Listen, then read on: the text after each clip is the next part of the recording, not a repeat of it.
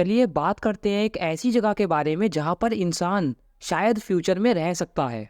मैं बात कर रहा हूँ मार्स की सरफेस के नीचे रहने की। अगर हम रिसर्चर्स की माने तो मार्स की सरफेस के नीचे हम रह सकते हैं, क्योंकि वहाँ पर हम कॉस्मिक रेडिएशन से बचे रहेंगे, मीटियोरॉइड से बचे रहेंगे और मार्स पे आने वाले डस्ट स्टॉर्म से भी हम बचे रहेंगे। तो चलिए जानते हैं कि आने वाले समय में हम ये कैसे करने वाले हैं।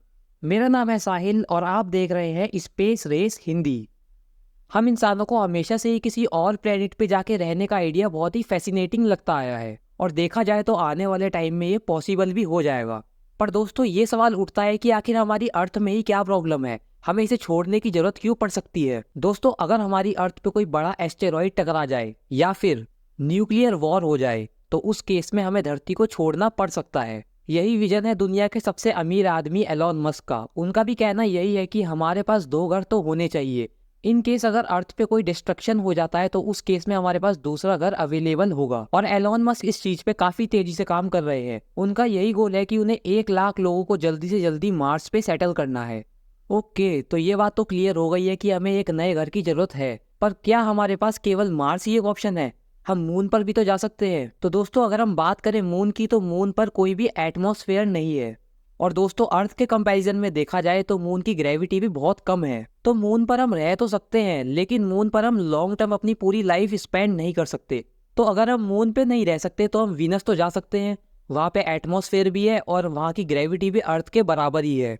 तो ये तो हमारे लिए और भी बड़ी गलती होगी, क्योंकि वीनस का एवरेज टेम्परेचर ही 400 डिग्री सेल्सियस के आसपास है और इस टेम्परेचर में तो अच्छे खासे मेटल्स भी पिघल जाते हैं। और वीनस पे जो एटमॉस्फेयर है वो अर्थ से 90 टाइम्स ज्यादा है। तो ये भी हमारे लिए एक बहुत बड़ी प्रॉब्लम है। तो वीनस तो हमारे लिए दोस्तों एक प्रेशर कुकर से कम नहीं रहेगा, तो वहाँ पे तो हम कैंसिल करते हैं प्रोग्राम। तो हमारे पास एक ही अच्छा ऑप्शन बचता है जो कि है मार्स। मार्स पे एटमॉस्फेयर है, वहाँ पे वाटर भी है आइस की फॉर्म में, और मार्स की ग्रेविटी भी लगभग अर्थ के बराबर ही है। अर्थ से तो कम है लेकिन हम इतना तो एडजस्ट कर ही लेंगे। तो दोस्तों जैसे ही हम मार्स पे ह्यूमन कॉलोनी के बारे में सोचते हैं तो हमारे दिमाग में कुछ इस तरीके की पिक्चर्स आती है।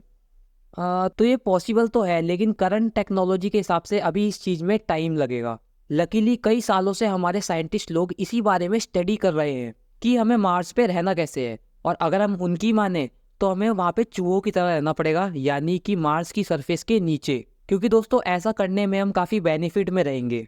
तो दोस्तों इसका पहला बेनिफिट है रेडिएशन। हम रेडिएशन से बचे रहेंगे। मार्स की सरफेस पे एटमॉस्फेयर तो है लेकिन वो काफ़ी पतला है, जो कि सन से आने वाली रेडिएशन को नहीं रोक पाता है। और तो और मार्स पे कोई भी मैग्नेटिक फील्ड नहीं है, तो रेडिएशन डायरेक्टली मार्स की सरफेस पे सीधे पड़ता है। तो अगर हम मार्स की सरफेस के नीचे रहेंगे तो उस रेडिएशन से हमें कुछ नहीं होगा और हम सेफ रहेंगे। और सरफेस के नीचे रहने से हम मार्स पे आने वाले तूफानों से भी बचे रह सकते हैं। दरअसल जो मार्स पे तूफान आते रहते हैं वो कई महीनों तक भी रह सकते हैं।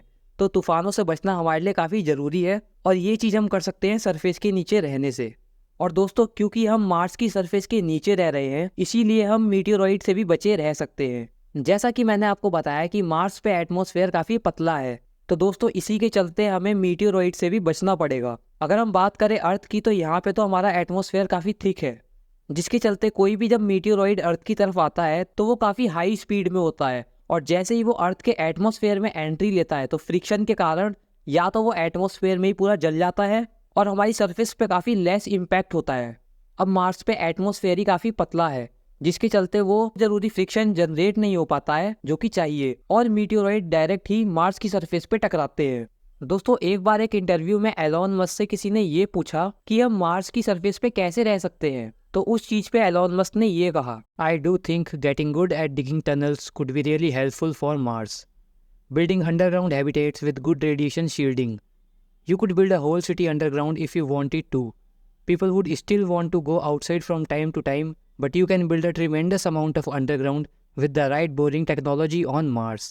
तो एलॉन मस्क भी यहाँ पे यही कहना चाहते हैं कि हम मार्स की सरफेस के नीचे काफ़ी आराम से रह सकते हैं। हम चाहे तो वहाँ पे पूरा एक सिटी भी बना सकते हैं अंडरग्राउंड। इसके लिए बस हमें राइट बोरिंग टेक्नोलॉजी का इस्तेमाल करना पड़ेगा, यानी कि हमें अच्छे तरीके से वहाँ पे टनल्स बनानी पड़ेंगी। दोस्तों हमारे कई सारे साइंटिस्ट लोगों का ये भी मानना है कि मार्स की सरफेस पे कई सारी वॉल्केनिक केव्स पहले से ही मौजूद भी हो सकती है, और ये भी हो सकता है कि वहाँ पे पहले से ही वॉल्केनिक एक्टिविटी चालू हो। और अगर ऐसा कुछ होता है तो वहाँ पे हमें लिक्विड वाटर मिलने की भी पॉसिबिलिटी काफ़ी बड़ी आती है।